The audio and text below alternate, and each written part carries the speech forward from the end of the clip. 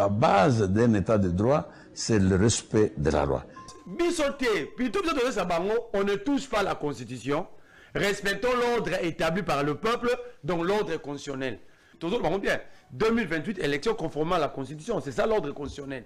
Malheureusement, on ne pourra pas organiser des élections en 2028. Il n'y aura pas élection, mais je vais aller vers le peuple pour lui demander un autre mandat par le référendum constitutionnel. Si le peuple veut que j'ai un troisième mandat, j'accepterai. Parce qu'il voudrait changer l'actuelle constitution, la mettre de côté et élaborer une nouvelle constitution. Donc tout ça, c'est quoi? Manque de l'état de droit. Un chef se réveille le matin parce qu'il a rêvé, on ne sait pas quoi, il prend une décision, comme ça, c'est ça la jungle. J'ai encore une mission jusqu'en 2028. Il faut respecter la loi de la République.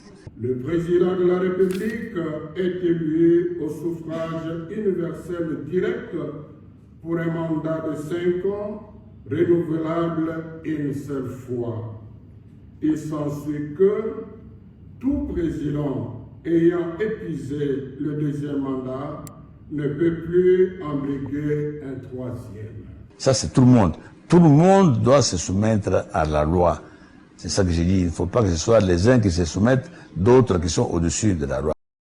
Donc, nous allons être là le 8. Et ce jour-là, le 8, tous ensemble. Na Congo Mobimba, kaka na Kinshasa te, na ma province Nyoso, le 8 juillet, tokosala marche, tokosukisa na palais de la nation. Le pouvoir vient du peuple congolais. Et ce peuple-là, il faut qu'il arrive à maturité. Quand il était un peu mineur d'âge, vous avez vu comment on les a manipulés, comment l'extérieur est entré dans nos affaires, etc. Les Américains nous ont exigé certaines réformes qui doivent se faire au niveau de la justice. Ces réformes ne se feraient pas sans réviser la Constitution. Le peuple congolais est arrivé à maturité et maintenant il se prend en charge. Afin de résister aux manipulations visant le changement de la Constitution, pour s'opposer par tous les moyens légaux et pacifiques à toute tentative de modification des articles verrouillés, de regarder où nous risquons d'aller. Le pays va très mal. Mettons-nous debout, dressons nos fronts encore courbés.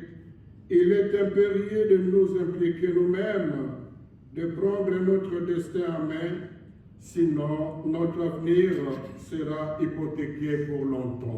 Il faut qu'il y ait une punition pour qu'on sache que celui qui contrevient à la loi, il doit être puni conformément à la loi.